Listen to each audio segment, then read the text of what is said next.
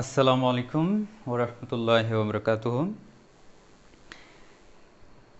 আজকের ক্লাসে সবাইকে স্বাগতম। আজকের ক্লাসটা হচ্ছে লেকচার 7 বৃত্তের উপর। এর আগে আমি 6টা লেকচার নিয়েছি। তোমরা যারা যারা দেখছো সবাই জানো বৃত্তের উপর এর আগে আমি যে 6টা লেকচার নিয়েছি সেই 6টা লেকচার তোমরা দেখে নিবা।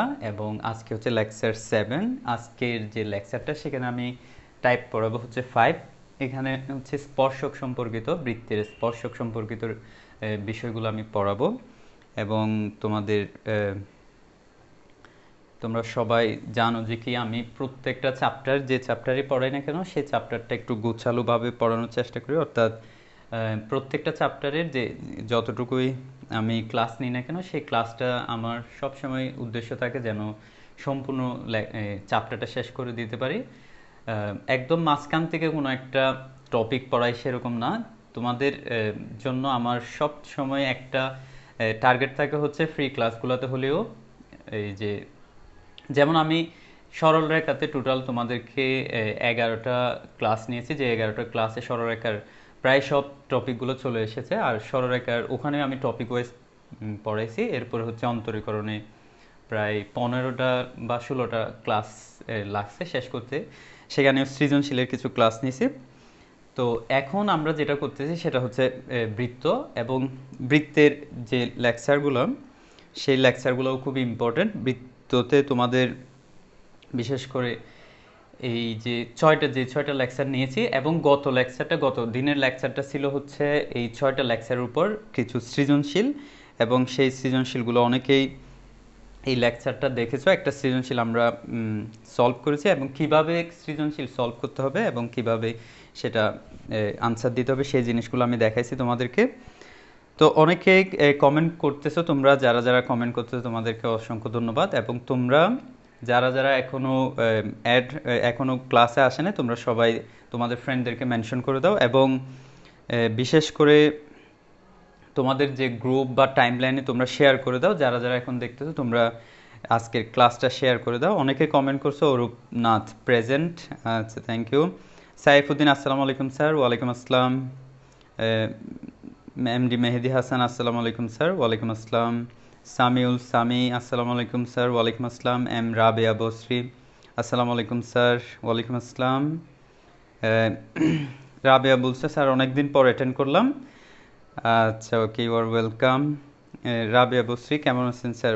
হ্যাঁ আলহামদুলিল্লাহ আমি খুবই ভালো আছি। তো তোমাদের সবার কি অবস্থা, সবাই ভালো আছো কিনা এবং এর আগের লেকচারগুলো দেখেছো কিনা একটু আমাকে জানাও। এর আগের লেকচার সবগুলো কে কে দেখেছো? বৃত্তের উপর যে এর আগের যে 5টা লেকচার ছিল সেই লেকচারগুলো কে কে দেখছো এবং কে কে মিস করছো একটু বলো। আমি অ্যাকচুয়ালি এর কিছু লেকচার আমি গণিতের জানালা গ্রুপে নিয়েছি আর কিছু লেকচার এই গ্রুপে নিচ্ছি।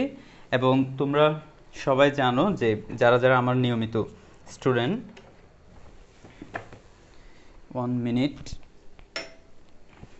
তোমরা অনেকেই জানো যে হচ্ছে আমার একটা গ্রুপ রয়েছে, সেটা হচ্ছে গ্রুপের নাম হচ্ছে, আমি এদিকে একটু লিখে রাখি, গণিতের জানালা। এটা হচ্ছে তোমরা এটা ফেসবুক গ্রুপও, আবার এটা থেকে তোমরা ইউটিউবেও সেম নাম দিয়ে তোমরা আমার সবগুলো লেকচার ইউটিউবে পাবা। ইউটিউবের নাম হচ্ছে সেটাও গণিতের জানালা। তাহলে আজকে আমরা যে বিষয়টা নিয়ে পড়বো সেটা হচ্ছে স্পর্শক সম্পর্কিত। তোমরা সবাই জানো যে কোনো একটা বৃত্তের যদি স্পর্শক হতে হয়, ঠিক আছে, সেটা একটা বিন্দু দিয়ে যেতে হবে। ওকে, যখন কোনো একটা বৃত্তের শুধুমাত্র একটা বিন্দুতে স্পর্শ করে চলে যায় তখন সেই সরলরেখাকে আমরা কি বলবো? এই বৃত্তের জন্য এটা একটা স্পর্শক, ঠিক আছে। তাইলে এই বৃত্তের দেখো তো, এটা যদি কেন্দ্র হয়, মনে করো এটা হচ্ছে এই বৃত্তের কেন্দ্র। এখন কেন্দ্র থেকে স্পর্শক পর্যন্ত দূরত্ব, এটাকে আমরা কি বলি? কেন্দ্র থেকে বৃত্ত যে কোনো বিন্দু পর্যন্ত দূরত্ব, এটাই তো ব্যাসার্ধ, তাই না? তাইলে কেন্দ্র থেকে এই যে স্পর্শক পর্যন্ত দূরত্ব এটা হচ্ছে ব্যাসার্ধ। এখন আমরা ক্লাস 10-এ একটা উপপাদ্য শিখেছিলাম, সেটা হচ্ছে এই যে স্পর্শককে যদি তুমি কোনো একটা কেন্দ্র থেকে স্পর্শকের এই যে তুমি যখন একটা সরল রেখা টানবা, এই সরল রেখাটা হচ্ছে এই স্পর্শকের উপর লম্ব। অর্থাৎ যদি তুমি স্পর্শবিন্দুতে কোনো একটা ব্যাসার্ধ ড্র করো, সেই ব্যাসার্ধটা এই স্পর্শকের উপর কি হবে? লম্ব হবে। তাহলে বলা যায় না যে এটা কেন্দ্র থেকে স্পর্শক পর্যন্ত লম্ব দূরত্বটাই হচ্ছে ব্যাসার্ধের সমান। দেখো এই জিনিসটাকে আমরা কি বলছি? ব্যাসার্ধ না? একটু মনোযোগ দিয়ে খেয়াল করো সবাই। এই যে মনে করো কেন্দ্র হচ্ছে ও, এটা হচ্ছে এ বিন্দু। তাহলে ও থেকে, কেন্দ্র থেকে এ বিন্দু পর্যন্ত এই দূরত্বটাই হচ্ছে কি? ব্যাসার্ধ। তবে এটা হচ্ছে লম্ব দূরত্ব। তাহলে কেন্দ্র থেকে আমি বলতে পারবো যে কেন্দ্র থেকে স্পর্শক পর্যন্ত লম্ব দূরত্ব এটাই হচ্ছে ব্যাসার্ধ। তাহলে আমরা এটা বলতে পারি না যে স্পর্শক হওয়ার কোনো একটা সরল রেখা, স্পর্শক হওয়ার শর্ত হচ্ছে এটা। ধরো সাপোজ এখানে এরকম একটা সরল রেখা আছে, তাহলে কি এই সরল রেখাটা কি স্পর্শক হবে? হবে না। কেন? কারণ হচ্ছে এই সরল রেখাতে যদি আমি কেন্দ্র থেকে লম্ব দূরত্ব টানি, সেটা দেখো ব্যাসার্ধের চেয়ে একটু বেশি হয়ে গেছে না দূরত্বটা, তাহলে সেই ক্ষেত্রে এই সরল রেখাটা স্পর্শক হবে না। কিন্তু যদি কোনো একটা সরল রেখা কেন্দ্র থেকে যদি ওই সরল রেখা পর্যন্ত তুমি লম্ব দূরত্ব বের করো, সেটা যদি ব্যাসার্ধের সমান হয়, তাহলে ওই সরল রেখাটা একটা কি হবে? স্পর্শক হবে। তাহলে স্পর্শক হওয়ার শর্তটা হচ্ছে যদি কেন্দ্র থেকে আমি কোনো একটা সরল রেখা পর্যন্ত দূরত্ব নিতে পারি, সেই দূরত্বটা যদি ব্যাসার্ধের সমান হয়, তখন সেটাকে আমরা কি বলবো? স্পর্শক বলবো। তাহলে আমরা একটু সুন্দর করে লিখে ফেলি স্পর্শক হওয়ার শর্ত। তাহলে এখানে লিখো স্পর্শক হওয়ার শর্ত। তোমরা খাতায় সুন্দর করে নোট করে ফেলো। স্পর্শক হওয়ার শর্ত হচ্ছে কেন্দ্র থেকে সরল রেখার দূরত্ব সমান কি হবে? ব্যাসার্ধ। ঠিক আছে? তাহলে এটা লিখে ফেলো। স্পর্শক হওয়ার শর্তটা হচ্ছে কেন্দ্র থেকে কোনো একটা সরল রেখা পর্যন্ত যে দূরত্বটা, সেটা কার সমান হবে? ব্যাসার্ধের সমান হবে। ঠিক আছে? তাহলে আমরা এটাকে একটা উদাহরণ দেখে আমি তোমাকে বলি। উদাহরণ দেখো, মনোযোগ দিয়ে খেয়াল করো। আমি লিখার সাথে সাথে লিখে ফেলবা, ঠিক আছে? আচ্ছা, এই যে আমি যদি বলি, মনে করো একটা সরল একটা বৃত্ত হচ্ছে X square plus Y square equals to 16। এটাকে আমরা এভাবে লিখতে পারি, X square plus Y square equals to 4 square. তাহলে যারা আমার এর আগের ক্লাসগুলো করেছো তারা জানো বেসিক্যালি বৃত্তের সমীকরণ হচ্ছে X minus H whole square plus Y minus K whole square equals to R square. ঠিক আছে? এখানে যেহেতু এইচ নাই, ঠিক আছে, এইচ এবং কে হচ্ছে এখানে কেন্দ্র, আর আরটা হচ্ছে এখানে ব্যাসার্ধ। একটু মনোযোগ দিয়ে খেয়াল করো সবাই, অন্য কোনো দিকে মনোযোগ দিবে না, জাস্ট পড়ায় মনোযোগ দাও। মনোযোগ দিয়ে খেয়াল করো, তাহলে ইনশাল্লাহ পারবা। তাহলে এখানে যেহেতু এই যে দেখো এখানে কোনো এইচ নাই, শুধু এক্স আছে, মানে কোনো সংখ্যা নাই, তাহলে এখানে কেন্দ্র কি হবে? এইচ হবে 0। যেহেতু এইচ নাই, এখানে কোনো সংখ্যা নাই, তার মানে কেও নাই, কেও হবে 0। অর্থাৎ কেন্দ্র হবে কি? 0,0। দেখো কেন্দ্র হবে 0,0। আচ্ছা, এরপরে ব্যাসার্ধ কত হবে? এই যে 4, এটা না ব্যাসার্ধ? স্কোয়ারটা বাদ দিলে, স্কোয়ারটা বাদ দাও, তাহলে যেটা থাকবে সেটাই হচ্ছে কি? ব্যাসার্ধ। তাহলে এই বৃত্তের জন্য ব্যাসার্ধ হচ্ছে কত? 4। ওকে। আচ্ছা, তাহলে এই বৃত্তটা যদি আমরা এখানে আঁকি, মনে করো এই যে কেন্দ্র, এটা হচ্ছে 0,0 অর্থাৎ মূলবিন্দু, তাহলে এই ব্যাসার্ধটা হচ্ছে 4। ঠিক আছে? এখন তুমি যদি এখান থেকে কোনো একটা সরল রেখার দূরত্ব পাও 4, তাহলে বলতে পারবা এই সরল রেখাটা হচ্ছে এই বৃত্তের জন্য স্পর্শক। সাপোজ একটা সরল রেখার সমীকরণ তোমাকে দেয়া আছে, সেটা হচ্ছে, আচ্ছা ধরে নিলাম হচ্ছে এটা 2x প্লাস 4y, না x প্লাস y, এভাবে থাকুক, x plus 4 equals to 0। Suppose আমি মনে করলাম যে হচ্ছে এই যে সরলরেখাটা, এই সরলরেখাটা আমি প্রমাণ করব হচ্ছে এই সরলরেখাটা হচ্ছে এই বৃত্তের জন্য স্পর্শক। তাহলে আমি এর একটু আগেই তোমাদেরকে বলেছি কি, সেটা স্পর্শক হওয়ার শর্তটা হচ্ছে কি, স্পর্শক হওয়ার শর্তটা হচ্ছে, আমি ব্যাসার্ধ এবং কেন্দ্রটা রেখে দিই আর বাকিগুলো আপাতত মুছে ফেলি। স্পর্শক হওয়ার শর্ত হচ্ছে, দেখো আমি কয়েকবার রিপিট করতেছি, তোমরা মনোযোগ দিয়ে খেয়াল করো। শর্ত হচ্ছে কেন্দ্র থেকে সরল রেখার,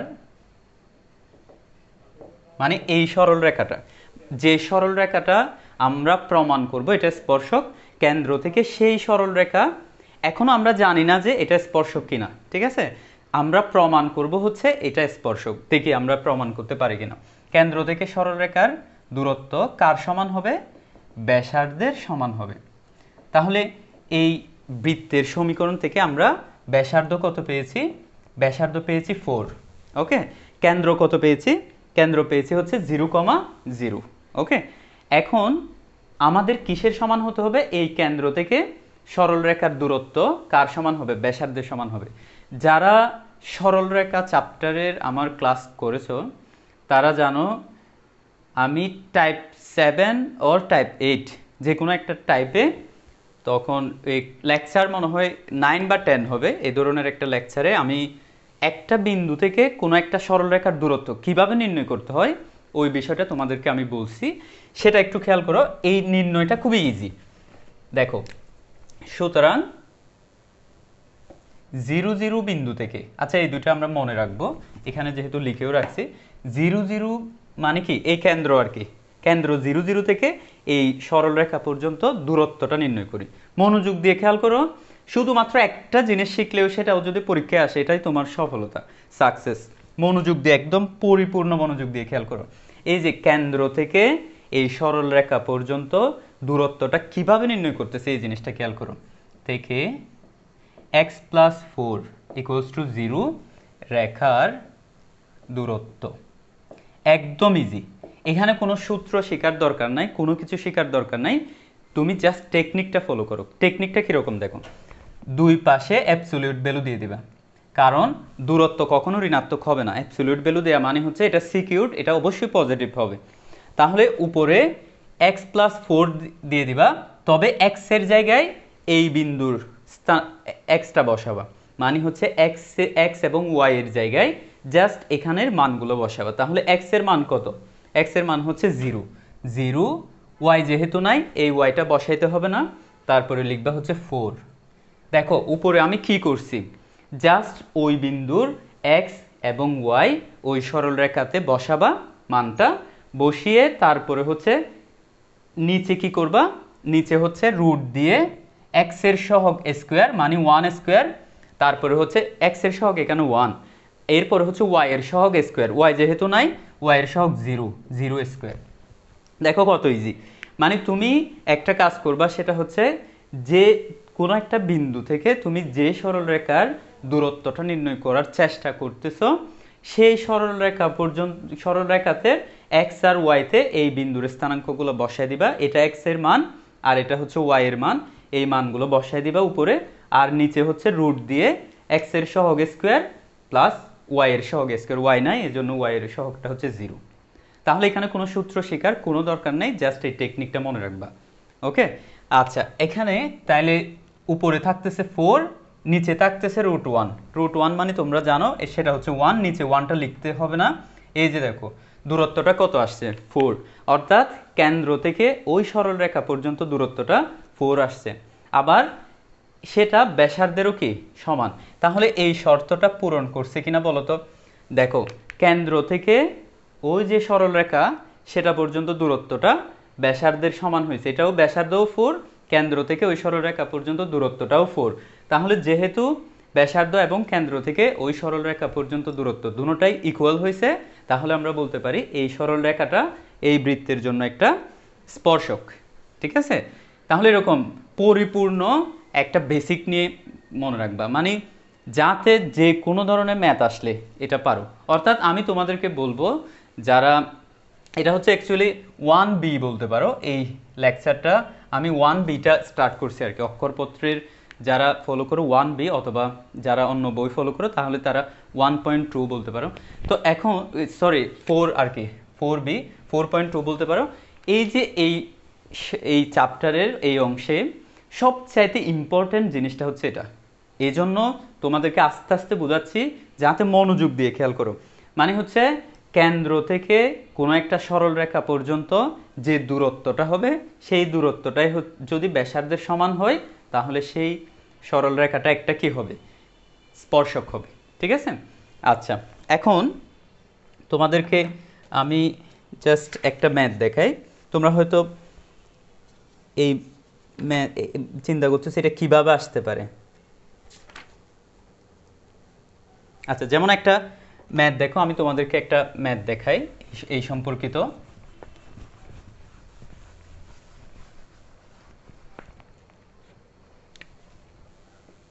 দেখো এখানে বলতেছে হচ্ছে, দেখাও যে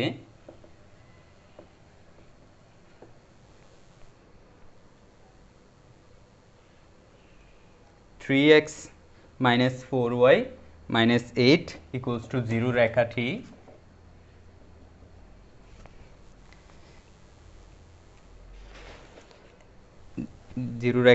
x square plus y square minus 10x minus 16y plus 64 equals to 0 বৃত্তটিকে স্পর্শ করে।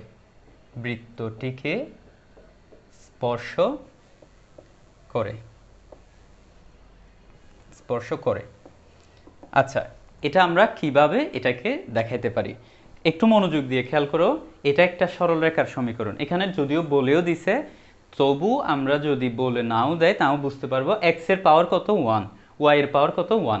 যদি এক্স এর পাওয়ার 1 হয়, ওয়াই এর পাওয়ার যদি 1 হয়, তাহলে সেক্ষেত্রে বলতে পারবে এটা একটা সরল রেখা। কেমন? তো এখন এটা একটা সরল রেখা। এই সরল রেখাটা এই বৃত্তের জন্য কিভাবে বুঝবো? এটা একটা বৃত্তের সমীকরণ। এক্স স্কোয়ারের সহগ যেটা হবে, ওয়াই স্কোয়ারের সহগ সেম হবে। দেখো, এক্স স্কোয়ারের সহগ এখানে 1 আর ওয়াই স্কোয়ারের সহগ এখানে কি 1। তারপরে কোনো এক্স ওয়াই যুক্ত পদ থাকবে না। এরকম মনে করো tan xy মাইনাস 2xy, এরকম এক্স ইন্টু ওয়াই যুক্ত কোনো পদ থাকবে না।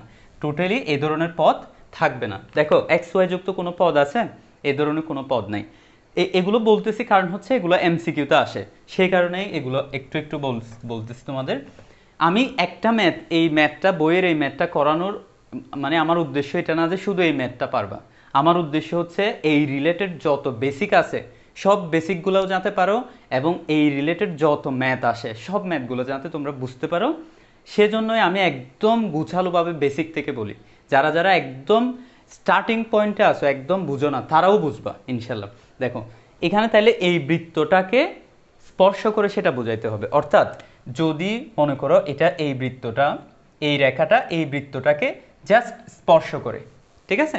অর্থাৎ এই সরল রেখাটা এই বৃত্তের স্পর্শক, সেটা প্রমাণ করতে হবে। তাহলে আমরা শর্তটা কি জেনেছি?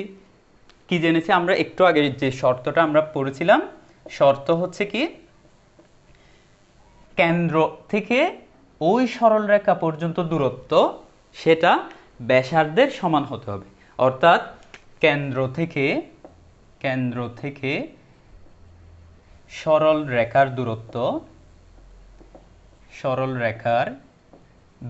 সেটা কার সমান হতে হবে?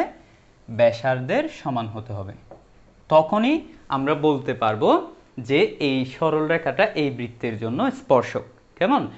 তাহলে তোমাকে মেইন যে জিনিসটা বুঝতে হবে সেটা হচ্ছে, তুমি এই সরল রেখার এখানে কেন্দ্র থেকে এই সরল রেখার দূরত্বটা বের করতে জানতে হবে। ঠিক আছে? তাহলে এখানে এটার কেন্দ্র বের করাটাও তোমাকে বুঝতে হবে। কিভাবে? দেখো, এই যে সমীকরণটা দেয়া আছে বৃত্তের, তো বৃত্তের সমীকরণ একদম শুরুর লেকচারে আমি দেখাইছিলাম একটা সমীকরণ এরকম দেয়া থাকলে সেখান থেকে কিভাবে কেন্দ্র বের করা যায়। দেখো তো, এখানে আমি আমাদের যে বৃত্তের মেইন যে সমীকরণটা ছিল, সেই সমীকরণটা কীরকম? সমীকরণটা হচ্ছে X square plus Y square plus 2gx plus 2fy plus C equals to কি 0। তাহলে এখানে এক্স এর সহগ কত? 2g, ওয়াই এর সহগ কত? 2f, এবং কনস্ট্যান্ট টার্মটা কত? সি। তাহলে তোমাদেরকে মনে রাখতে হবে এক্স এর সহগ যেটা, এই 2g এর অর্ধেক হচ্ছে কি জি। তাহলে এই 2g এর অর্ধেক হচ্ছে কি জি। আর ওয়াই এর সহগ যেটা 2f, এই 2f এর অর্ধেক হচ্ছে f। তাহলে আমরা এখানে বলতে পারি না x এর সহগ কত -10, তাহলে এই বৃত্তের সমীকরণের জন্য g এর মান কত হবে?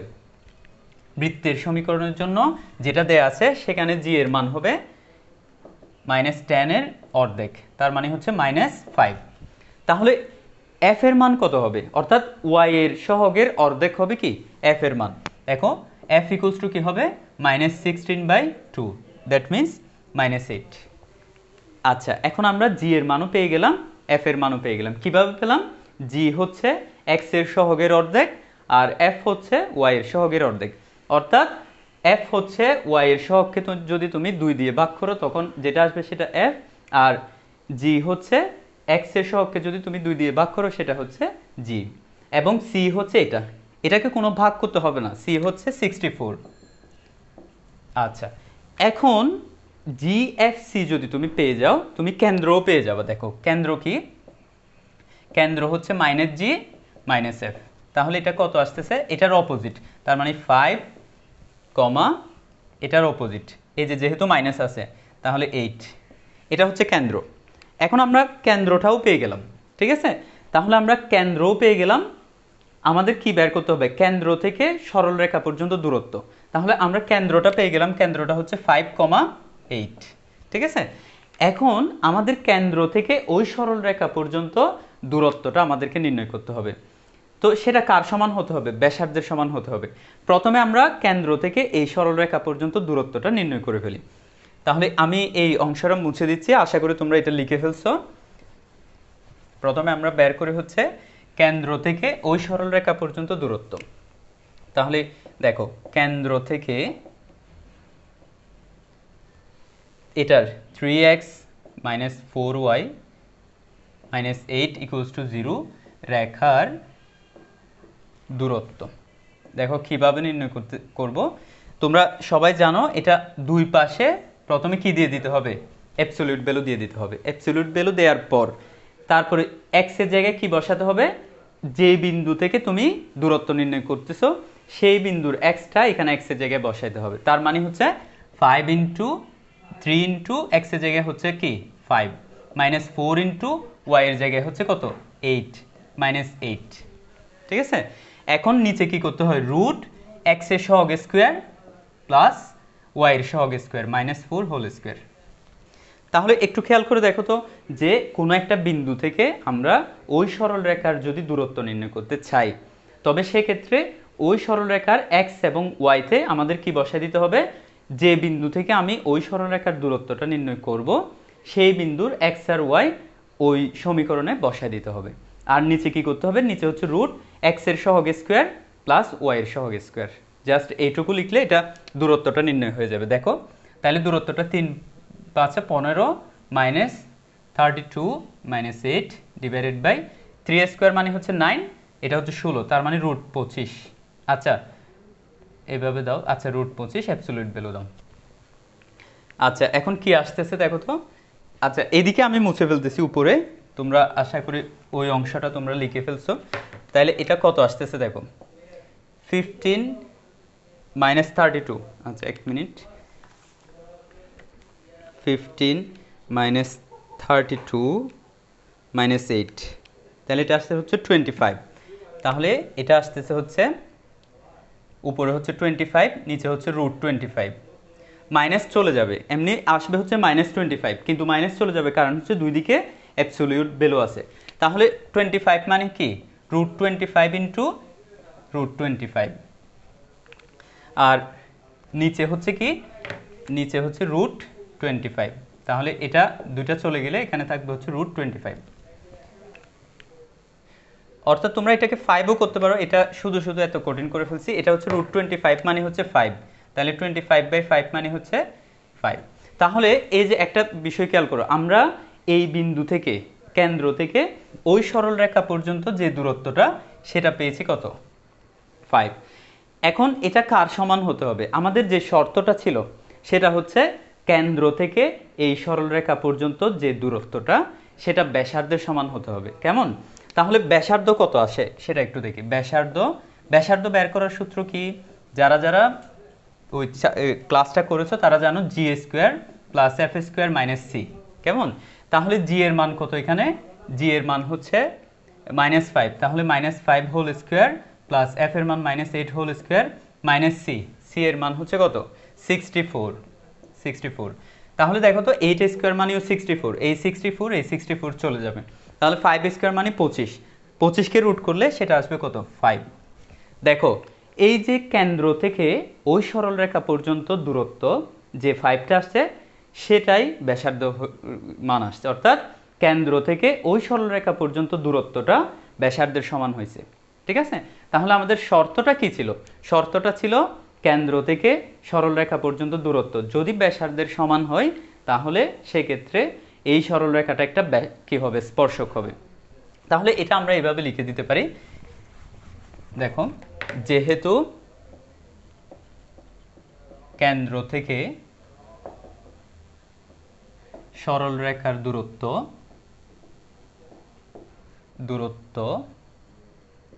ব্যাসার্ধের সমান,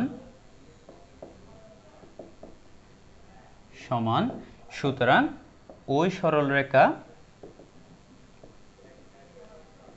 ওই সরলরেখাটি বৃত্তের স্পর্শক। দেখো এটা 4 মার্কের জন্য কোয়েশ্চেন আসছে, ঠিক আছে? প্রিভিয়াস ইয়ারে এটা 4 মার্কের একটা কোয়েশ্চেন আসছে। তুমি যদি শুধুমাত্র এই শর্তটা জানা থাকে তোমার, তুমি খুব ইজিলি 4 মার্ক তুলে নিতে পারবে। কিভাবে?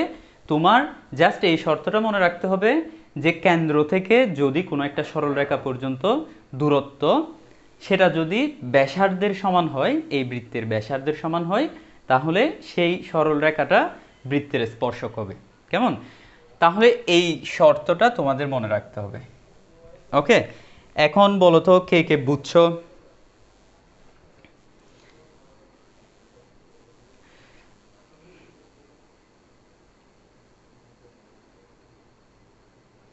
আচ্ছা, মেহেদি হাসান বলছো আমি দেখছি, রাবেয়া বসরি বলছে আই মিস ফার্স্ট ক্লাসটা দেখছি, তারপর আর দেখা হয় নাই। ওকে, নো প্রবলেম, একটু দেখে নিও। রাবেয়া বসরি বলছো স্যার নেট প্রবলেমের জন্য কথা আটকে যাচ্ছে, কিছু বুঝতেছি না। আচ্ছা আচ্ছা, নেট প্রবলেম করতেছে, সাউন্ড কি ক্লিয়ার না মনে হয়?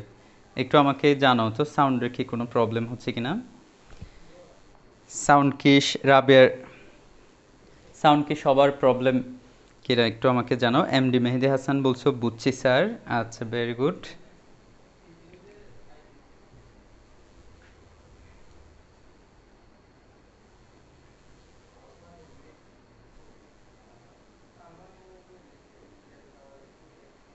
আচ্ছা, মেহেদি হাসান বলছো ক্লিয়ার স্যার। আচ্ছা, ওকে। তাহলে এরপর তোমাদেরকে একটা কোয়েশ্চেন জিজ্ঞেস করি, দেখি তোমরা এটার আনসার দিতে পারো কিনা। যে যদি এই শর্তটা বুঝে থাকো তাহলে এটার আনসার দিতে পারবা। মনে করো একটা বৃত্ত, এই বৃত্তের জন্য হচ্ছে এটা একটা স্পর্শক, ঠিক আছে? এটা যদি স্পর্শক হয়, যদি সাপোজ মনে করো বৃত্তের কেন্দ্রটা হচ্ছে 0,0, তাহলে এই বৃত্তটা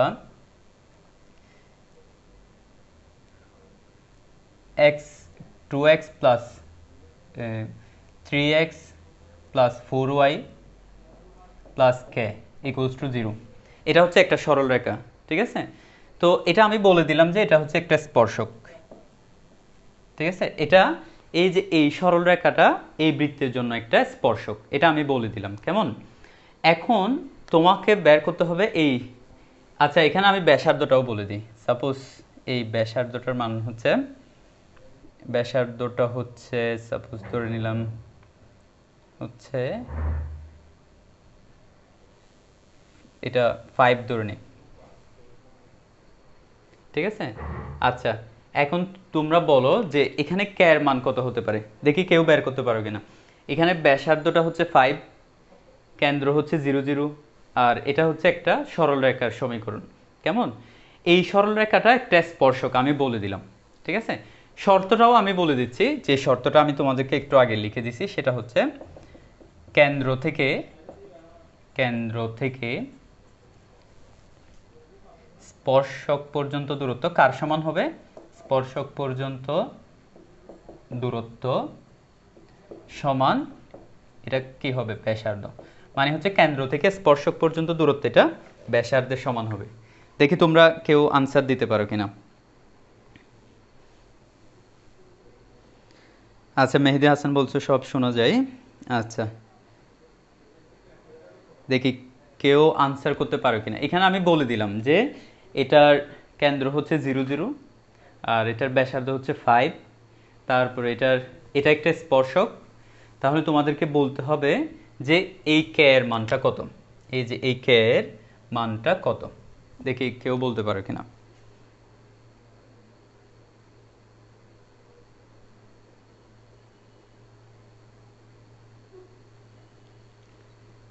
দেখি কেউ আনসার দিতে পারো কিনা।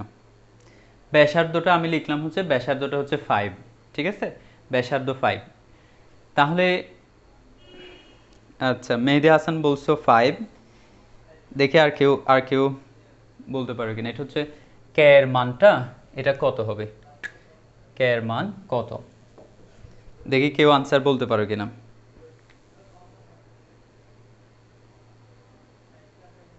আচ্ছা সুমাইয়া সুলতানা আসসালামু আলাইকুম স্যার। ওয়ালাইকুম আসসালাম। কেউ পারবা আনসার? মেহেদি হাসান 5 বলছো। আচ্ছা একটা বিষয় মনোযোগ দিয়ে খেয়াল করো, এখানে এই যে কেন্দ্র থেকে এই স্পর্শক পর্যন্ত দূরত্ব সেটা কার সমান হবে, ব্যাসার্ধের সমান হবে, তাই না? তাহলে এই দূরত্বের জায়গায় আমরা দূরত্বটা বের করে ফেলি কেন্দ্র থেকে। দেখো কেন্দ্র হচ্ছে 0 0, ঠিক আছে। তাহলে এখানে আমি বলছিলাম কি কোনো একটা বিন্দু থেকে যদি তুমি সরল রেখা পর্যন্ত দূরত্ব নির্ণয় করতে চাও তাহলে এক্স আর ওয়াই এর জায়গায় ওই বিন্দুটার স্থানাঙ্কটা বসায় দিতে হবে। এখানে এক্স এর জায়গায় বসাবা তাহলে 0, যেহেতু 0 0 থেকেই তুমি দূরত্বটা বের করতেছো, ঠিক আছে। তাহলে এক্স এর মান বসাবা 0, ওয়াই এর মান বসাবা তাও 0, ঠিক আছে। তাহলে দূরত্ব বের করার নিয়ম হচ্ছে দুই পাশে দুইটা অ্যাবসলিউট ভ্যালু দিয়ে দিবা। 3 ইন্টু এক্স এর জায়গায় বসাবা 0 প্লাস 4 ইন্টু ওয়াই এর জায়গায় বসাবা 0 প্লাস কে, তারপরে হচ্ছে এখানে নিচে হচ্ছে রুট এক্স এর সহগ স্কোয়ার 3 স্কোয়ার প্লাস ওয়াই এর সহগ স্কোয়ার 4 স্কোয়ার, ঠিক আছে। ইকুয়ালস টু তাইলে কত হবে বলছিলাম, ব্যাসার্ধ সমান, ব্যাসার্ধ কত 5, ঠিক আছে। এখন আশা করি বুঝতে পারছো। তাহলে এখন এখানে মানটা কত আসতেছে দেখুন, বা কে ডিভাইডেড বাই 3 স্কোয়ার মানে কত 9, 4 স্কোয়ার মানে 16, তাহলে 25 কে রুট করলে হচ্ছে 5, কে ডিভাইডেড বাই 5 ইকুয়ালস টু হচ্ছে 5। ওকে, এখন আমি 2 পরে লিখি। তাহলে এই যে দেখো এখানে যদি কে বাই 5 অ্যাবসলিউট ভ্যালু তুলে দিই তাহলে কি আসবে, প্লাস মাইনাস আসবে। এই জিনিসটা একটু মনে রাখবা। এখানে নতুন একটা জিনিস তোমাদের শেখার আছে, সেটা হচ্ছে যদি তুমি অ্যাবসলিউট ভ্যালুটা তুলে দাও তাহলে সেক্ষেত্রে তোমাকে এই পাশে প্লাস মাইনাস দিতে হবে। তাহলে এটা কত আসতেছে দেখো, কে ইকুয়ালস টু প্লাস মাইনাস এটা গুণ করলে 25, তাহলে কে এর মান কত আসবে, প্লাস মাইনাস 25, ঠিক আছে। যারা আনসার দেওয়ার চেষ্টা করছো ঠিক আছে। আচ্ছা সুমাইয়া সুলতানা বলছো কলেজের ক্লাস ছিল স্যার, লেট হয়ে গেছে। আচ্ছা নো প্রবলেম, তুমি হ্যাঁ যেই ক্লাসগুলো সুমাইয়া তোমার মিস গেছে তুমি জাস্ট সেই ক্লাসগুলো করে নিও। আচ্ছা মেহেদি হাসান বলছো কে ইকুয়ালস টু 25, ভেরি গুড। আচ্ছা ঠিক আছে, তাহলে তোমাদেরকে আজকে জাস্ট স্পর্শক নিয়ে যে শর্তটা ছিল আজকের ক্লাসে আমি সেই শর্তটা বিস্তারিত আলোচনা করার চেষ্টা করেছি। তো তোমাদের জন্য একটা খুবই সুসংবাদ হচ্ছে আমি সম্পূর্ণ এইচএসসি 22 বেসের জন্য একটা তোমাদের অনেকের রিকোয়েস্টে পেইড বেস 3, এর আগে যে দুইটা পেইড বেসে আমি কিন্তু মানে এত কম টাকা দিয়ে কোনো পেইড বেস আমি স্টার্ট করি নাই। এইবারের পেইড বেসটা হচ্ছে মাত্র তুমি ফার্স্ট পেপার যদি এইচএসসি 22 সিলেবাস পড়তে চাও ফার্স্ট পেপার মাত্র 850 টাকায় এবং সেকেন্ড পেপারও মাত্র 850 টাকায় তুমি পড়তে পারবা। যদি কেউ উভয় কোর্স পড়তে চায় তাহলে শুধুমাত্র 1500 টাকায় পড়তে পারবা, অর্থাৎ লাইভ ক্লাসে। এটা কোনো রেকর্ডেড ক্লাস না, তবে আমার সব লাইভ ক্লাসগুলো রেকর্ডেড থেকে যাবে তোমাদের কাছে। ক্লাসের আগেই প্রত্যেকটা চ্যাপ্টারের শিট চলে যাবে, সেই শিটগুলো দেখে দেখে তোমরা এখানে ক্লাস করবা। যারা যারা ভর্তি হবা, অনেকেই ভর্তি হয়ে গেছে, আমি কালকে পর্যন্ত ডেট আছে এই অফারের জন্য। এরপরে এটা হচ্ছে 1 তারিখ, 1 তারিখের ভিতরে যদি কেউ ভর্তি হও, 1 তারিখের পরে গেলে তোমাদেরকে ডাবল দিতে হবে, অর্থাৎ এখানে 1700 টাকা, এখানে 1700 টাকা, এটা 3000 টাকা হয়ে যাবে। তখন তোমাকে ডাবল পে করতে হবে। তোমরা চিন্তা করে দেখো 1500 টাকায় তোমাদের পুরো syllabus HSC first paper second paper দুটোটাই কমপ্লিট হয়ে যাবে ইনশাল্লাহ। আশা করি 5 মাস বা 6 মাসের মধ্যেই এই কোর্স শেষ হয়ে যাবে। এই 5-6 মাস মাত্র তুমি 1500 টাকায় ক্লাস করতে পারবে। এই ফার্স্ট পেপারের ক্লাসগুলো থাকবে শনি সোম বুধ, শনি সোম বুধ। তারপরে এই সেকেন্ড পেপারের ক্লাসগুলো থাকবে রবি মঙ্গল বৃহস্পতি। ঠিক আছে? তো এখানে তোমাদেরকে ক্লাস এখানে ক্লাস করাবো, ক্লাসের আগে তোমাদেরকে শিট দিয়ে দিব এবং লাইভ ক্লাস হবে। তারপরে তোমাদের জুমের মধ্যে তোমাদের কোনো ধরনের প্রবলেম থাকলে সেগুলো নিয়ে আলোচনা করা হবে। এটা হচ্ছে তোমাদের জন্য সবচাইতে বড় একটা সুযোগ। আশা করি তোমরা, আমি কোনো একটা বেচের দায়িত্ব নিলে এমনভাবে সেই দায়িত্বটা নেই যেন প্রত্যেকটা স্টুডেন্টই এটা বুঝতে পারে। কোনো একটা স্টুডেন্ট, মনে করো আমার বেচে সাপোজ 100 জন স্টুডেন্ট আছে, সেখানে 99 জন একটা ম্যাথ বুঝছে, কিন্তু একজন যদি না বুঝে, সে যদি কোয়েশ্চেন করে, অবশ্যই সেই ম্যাথটা আমি আবার পড়াই। এরকমও রেকর্ড আছে যে আমি একজনের জন্য একটা সহজ ম্যাথ আবার পড়াই, কিন্তু আমি তাকে ইন্সপায়ার করি যে যত সহজ ম্যাথই হোক না কেন তুমি বারবার কোয়েশ্চেন করো। ঠিক আছে? তোমাদের কাছে যারা যারা ভর্তি হবা, ক্লাসের আগেই তোমাদের কাছে শিট চলে যাবে 30-35, এটা চ্যাপ্টার অনুসারে, যেমন ম্যাট্রিক্স নির্ণায়কে প্রায় 30-35টা পেজ থাকে। সেখানে তোমরা দেখো একটা জিনিস তোমরা আশ্চর্য হবা যে আমার শিটে তুমি কি কি পাবা। যে আমার শিটগুলোতে ফার্স্ট সেকশন, যেটা সেকশন 1-এ, মানে আমার শিটের মধ্যে তুমি কি কি পাবা দেখো। এখানে সেকশন 1-এ তুমি পাবা হচ্ছে, একটু তোমাদেরকে এই জিনিসটা বলি যেহেতু অনেকে এই জিনিসটা মিস করতেছো। তো সেকশন 1-এ থাকবে হচ্ছে আইটেম দেয়া ম্যাথ। এখানে সবগুলো আইটেম থাকবে। আইটেম না দিয়ে আমি এভাবে দিছি অর্ডার 1, অর্ডার 2, এভাবে অর্ডার 1, অর্ডার 2। অর্ডার মানে হচ্ছে এক একটা টাইপের ম্যাথ। তো টাইপের প্রথমে এখানে থাকবে পুরো আলোচনা, যে জিনিসটা অর্ডার 1, সাপোজ মনে করো এটা হচ্ছে ম্যাট্রিক্স নির্ণায়ক। কেমন? ম্যাট্রিক্স নির্ণায়কের একটা চ্যাপ্টার। এই চ্যাপ্টারে প্রথমে সেগমেন্টটা হচ্ছে এটা ডিসকাশন এবং অর্ডার ভিত্তিক, অর্ডার বেসড প্রবলেম।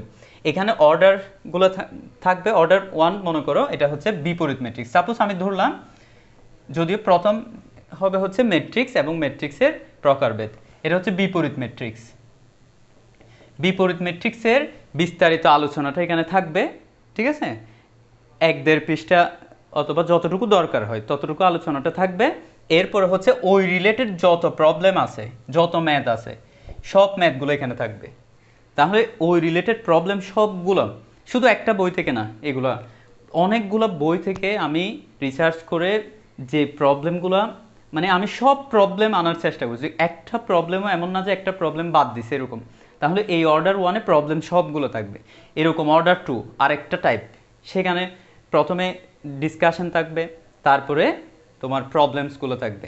এরকম করে করে মনে করো ম্যাট্রিক্স নির্ণায়কে প্রায় 10 থেকে 12টা অর্ডার হবে। সেই অর্ডার সবগুলো ডিসকাশন এবং প্রবলেমস, ওই রিলেটেড প্রবলেমসগুলো আমি সবগুলো ওখানে টাইপ করে তোমাদেরকে এটা পাঠিয়ে দিব। এরপরে হচ্ছে পাঠিয়ে দিব বলতে এগুলো হয়ে গেছে, সবগুলো শিট হয়ে গেছে, জাস্ট তোমরা অ্যাডমিটেড হলেই পেয়ে যাবা। তো যাই হোক, এরপরে আরেকটা বিষয় সেকশন থাকবে শুধু একটা চ্যাপ্টারের মধ্যেই। দেখো একটা শিটের মধ্যে কি কি থাকবে, আরেকটা সেগমেন্ট থাকবে, সেটা হচ্ছে সেকশন 2। দেখো সেকশন 2-তে থাকবে সৃজনশীল। এখানে থাকবে সব সৃজনশীল। তো এখানে 20 থেকে 25টা সৃজনশীল থাকবে শুধু ম্যাট্রিক্সে, আবার সরল রেখাতে আরও বেশি থাকবে এই টাইপের। তো এখানে 25-30টা মতো সৃজনশীল ধরতে পারো গড়ে। তো 25-30টা সৃজনশীল থাকবে, সেই সৃজনশীলগুলো আমি পড়াবো। ঠিক আছে? কিছু হোমওয়ার্ক দেবো, কিছু পড়াবো, যেটা যেটা পারবে না সেটা আবার বুঝিয়ে দেবো। জুম ক্লাসে কিন্তু সব সলভ ক্লাস থাকবে, জুম বেসে। এমনি ক্লাস নিব হচ্ছে ফেসবুকে লাইভ। ঠিক আছে? ফেসবুকে লাইভ। আর জুমে হচ্ছে তোমাদেরকে, এটাও লাইভ হবে, এটা কোনো রেকর্ডেড ক্লাস না। জুমে যে ক্লাসগুলো নেব সেগুলো লাইভ।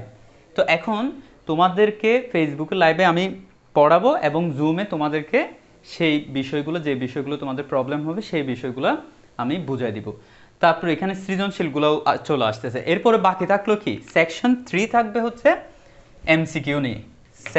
আরেকটা সেকশন থাকবে ওই লেকচারের ভিতরেই, যে শিটটা আমি তোমাদের লেকচার শিটটা পাঠিয়ে দিব, সেখানেই সেকশন 3 থাকবে হচ্ছে এমসিকিউ। এমসিকিউতে একটা মজার বিষয় হচ্ছে, এমসিকিউ এমনি একটা দুইটা তিনটা এরকম থাকবে না। এমসিকিউ হচ্ছে সেখানেও এরকম আমি টাইপ করেছি, মনে করো টাইপ 1, ঠিক আছে? টাইপ 1-এর ওটা তুমি কি শর্টকাট টেকনিক দিয়ে তুমি সেই টাইপ 1টা সলভ করতে পারবে, সেটা আমি এখানে লিখে দিব। সেটা সামান্য ডিসকাশন করে তারপরে সেই রিলেটেড 10-12টা এখানে প্রবলেমস থাকবে, ঠিক একই সেকশন 1-এর মতো 10-12টা এখানে প্রবলেম থাকবে টাইপ 1-এর। এরকম ম্যাট্রিক্স নির্ণয়কে 12টা মতো টাইপ আছে শুধু এমসিকিউতে। ওই 12টা মতো টাইপ সবগুলো আমি তোমাদেরকে পড়াই দেব। এটা এই এমসিকিউ, শুধু এই এমসিকিউ পার্টটাও যদি কেউ পড়ে, তাহলে তার কোনো ধরনের অ্যাডমিশনের জন্য ভার্সিটির কোর্স করতে হবে না। আমি সম্পূর্ণরূপে বলতে পারবো এইচএসসিতে তুমি ভালো করবা, এটা গ্যারান্টেড। এবং তার পাশাপাশি তুমি তোমাদের অ্যাডমিশন টেস্টেও কোনো ধরনের পড়ালেখা আর পরবর্তীতে অ্যাডমিশন টেস্টে ভার্সিটির জন্য তোমার কোনো চিন্তা করতে হবে না। তো এখানে আমি টাইপ ওয়াইজ এভাবে পড়াবো। এটা শুধুমাত্র একটা চ্যাপ্টারের বললাম, মনে করো ম্যাট্রিক্স নির্ণায়ক, এরকম তোমাদের টোটাল 12টা চ্যাপ্টার আছে, অর্থাৎ ফার্স্ট পেপারে 6টা, সেকেন্ড পেপারে 6টা, টোটাল 12টা ক্লাস আছে। সেই টোটাল 12টা ক্লাসে আমি সম্পূর্ণ এভাবে শেষ করব। প্রত্যেকটা অধ্যায় এভাবে তিনটা সেকশন থাকবে। প্রথম সেকশনটা হচ্ছে বই থেকে ডিসকাশন এবং বইয়ের সব ম্যাথ, তারপরে সেটাও কি অর্ডার ওয়াইজ অর্থাৎ টাইপ ওয়াইজ। এরপরে সেকশন 2 থাকবে সৃজনশীল, তারপরে সেকশন 3 থাকবে এমসিকিউ টাইপ ওয়াইজ। তাহলে এরপর আর তোমাদের কি দরকার? দেখো ম্যাথের এর চাইতে বেশি কোনো ফ্যাসিলিটি আমি কোনো ম্যাথের কোর্সে দিবে বলে আমি মনে করি না। তো যাই হোক, তোমরা যারা এখনো ভর্তি হও নাই, তোমরা চাইলে এটাতে ভর্তি হয়ে যেতে পারো। কালকে পর্যন্ত তোমাদের একটা অফারের সুযোগ আছে, সেটা হচ্ছে 1500 টাকায় তোমরা ফার্স্ট পেপার এবং সেকেন্ড পেপার দুইটাই ভর্তি হতে পারবা। তোমাদের জন্য জাস্ট এই অফারটা 1 তারিখ পর্যন্ত। এরপরে তোমাদেরকে ভর্তি হলে ডাবল, অর্থাৎ এখন যেটা চলছে সেটা হচ্ছে 50% অফ, ঠিক আছে? এই যে 1 তারিখ পর্যন্ত। এরপর যদি কেউ ভর্তি হতে চাও, তাহলে তোমাকে অবশ্যই ডাবল পে করে ভর্তি হতে হবে। তো তোমাদেরকে সবাইকে অসংখ্য ধন্যবাদ। তোমাদের আমি আশা করব সেটা হচ্ছে তোমরা সবাই এই কোর্সে ভর্তি হয়ে যাবা, যাতে তোমাদের ম্যাথে কোনো ধরনের প্রবলেম ইনশাল্লাহ না থাকে। আমি এই কোর্সটা করার পরে যদি তোমরা বলো যে কি স্যারের কোর্সটা করার পরে আমি স্যাটিসফাইড না, মাত্র 1500 টাকায় করার পরেও যদি বলো যে কি স্যাটিসফাইড না, তাহলে আমি তোমাদেরকে যে বলতে পারবে অনেস্টলি যে স্যাটিসফাইড না, আমি তাকে টাকা ফেরত দিব। এরকমও তোমরা যদি বলতে পারো যে স্যার ক্লাস যেভাবে নেবে বলছে, স্যার যেভাবে শিট দিবে বলছে সেভাবে দেয় নাই, বা কোনো একটা গাফিলতি করছে, বা কোনো একটা টপিক আমাদেরকে ভালো করে বোঝায় নাই, সে ধরনের কেউ বলতে পারলে আমি সম্পূর্ণ তার টাকাটা ফেরত দিব কোর্সের পরে। এই জন্য বলতেছি তোমরা এই কোর্সটা পেইড বেস 3টা জাস্ট আমি কিছু স্টুডেন্টের একদম পার্সোনাল রিকোয়েস্টের কারণে আমি একদম কমাই দিছি। তো তোমরা ভর্তি হতে চাইলে ভর্তি হতে পারো, কালকের পরে কিন্তু আর সুযোগটা পাবা না। তোমাদের সবাইকে এই সুযোগটা নেওয়ার জন্য আমি বলবো। যাই হোক, তোমাদের কেউ কমেন্ট করেছো কিনা? আচ্ছা, ঠিক আছে, তাহলে তোমাদেরকে আজকের এই ক্লাসটা এতটুকু থাকুক। তোমাদের যদি পরের ক্লাসে ইনশাল্লাহ তোমাদের সাথে দেখা হবে। আমার পেইড বেস থাকবে, কিন্তু তোমাদের সাথে ফ্রি ক্লাসে মাঝে মধ্যে দেখা হবে অবশ্যই। তবে পেইড বেসটা হচ্ছে একদম গোছালো ক্লাস, শিট ওয়াইজ, ঠিক আছে? এখানেও আমি চেষ্টা করি যে গোছালো টাইপ ওয়াইজ নেওয়ার জন্য, কিন্তু পেইড বেসে আমার একটা দায়িত্ব থাকে। দায়িত্বটা হচ্ছে আমি তাকে এমনভাবে গড়ে তুলব, আমার লক্ষ্য এ প্লাস না, আমার লক্ষ্যটা হচ্ছে ইনশাল্লাহ 90% আপ নাম্বার তোলা, শুধু এ প্লাস না। আমার লক্ষ্যটা হচ্ছে যে কোনো একটা স্টুডেন্টকে, সে যত দুর্বল স্টুডেন্টে হোক, তাকে বোঝানো। সেটা আমার একটা দায়িত্ব হয়ে যায় যখন তুমি আমার পেইড বেসে ভর্তি হবা। তো সেজন্য তোমরা যারা এখন দেখতেছো বা যারা ভবিষ্যতে এই লাইভটা দেখবা, তোমাদের জন্য এই সুযোগটা থাকলো ইনশাল্লাহ। এরপরে নেক্সট ক্লাস তোমাদের সাথে আগামী পরশুদিন আবার ফ্রি ক্লাসে দেখা হবে। তো সেই পর্যন্ত তোমরা ভালো থেকো এবং তোমাদের সবাইকে অসংখ্য ধন্যবাদ। আসসালামু আলাইকুম রহমতুল্লাহ।